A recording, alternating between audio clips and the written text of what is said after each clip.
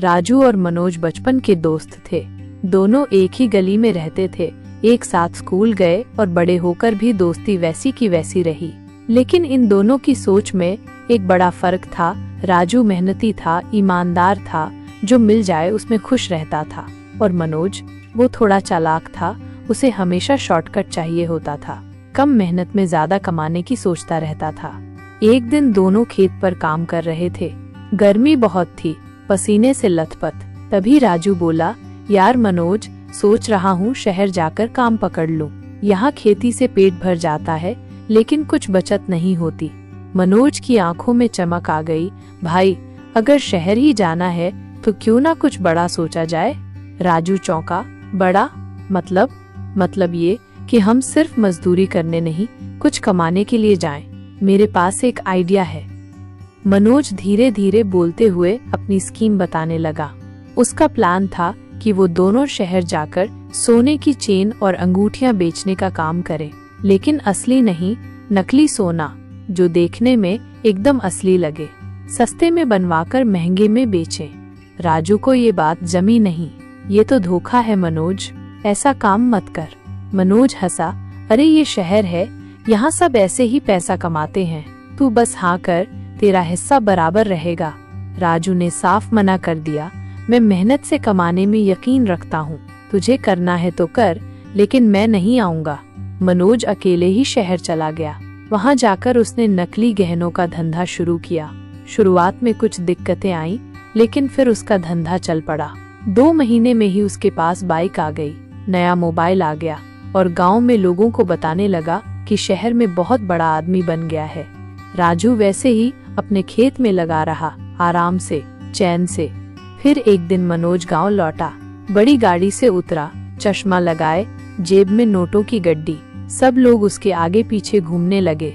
राजू को देखकर बोला, भाई अब तो तू भी चल मेरे साथ, तू ही तो मेरा असली पार्टनर है। चल, अब की बार हम मिलकर काम करेंगे। राजू थोड़ा झिझका, लेकिन इस बार उसके परिवार वालों ने भी कहा कि मनोज की हालत देखो और तुम्हारी, थोड़ा वक्त के लिए ही सही, उसके साथ जाओ, सीखो कुछ। राजू मान गया। शहर पहुंचते ही मनोज ने उसे एक छोटी सी दुकान में काम पर लगा दिया। मनोज बोला, तू यहीं बैठ, ग्राहक आए तो समझा देना कि गहने असली हैं और पैसे लेने में गलती ना हो। राजू को शुरू में बहुत अजीब लगा, लेकिन उसने मनोज की बात मान ली। एक दिन एक बुजुर्ग दंपति दुकान पर आए। उनकी बेटी की शादी थी और उन्होंने बहुत मुश्किल से पैसे जोड़कर एक चेन और 2 अंगूठियां खरीदी। जाते वक्त उस बुजुर्ग महिला ने राजू का हाथ पकड़कर कहा, बेटा, ये हमारी पूरी जिंदगी की कमाई है, बस ये गहने टिक जाएं तो बेटी की शादी अच्छे से हो जाएगी। राजू का दिल कांप गया। वो जानता था ये गहने 2 दिन में काले पड़ जाएंगे। उसने तुरंत उन बुजुर्गों को रोका और धीरे से कहा, माफ कीजिए, ये गहने नकली हैं, आप कोई सच्ची दुकान से लीजिए, मत लीजिए यहाँ से। वो लोग हैरान रह गए। उन्होंने पैसे वापस लिए और चले गए। राजू ने मनोज को सब बता दिया। मनोज भड़क गया, तू पागल है क्या, धंधा चौपट करवा देगा, तुझे जो काम दिया था वो भी ठीक से नहीं कर सकता। राजू चुप रहा। उसी दिन अपना सामान समेटा और वापस गांव लौट गया।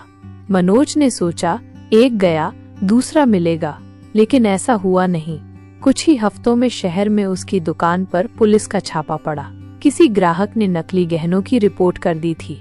मनोज को गिरफ्तार कर लिया गया। गांव में खबर पहुंची तो सब हैरान रह गए। अब मनोज जेल में था और राजू गांव में। गांव वाले अब राजू की ईमानदारी की मिसाल देने लगे। कुछ महीनों बाद राजू ने गांव में ही एक छोटा सा दूध का बिजनेस शुरू किया।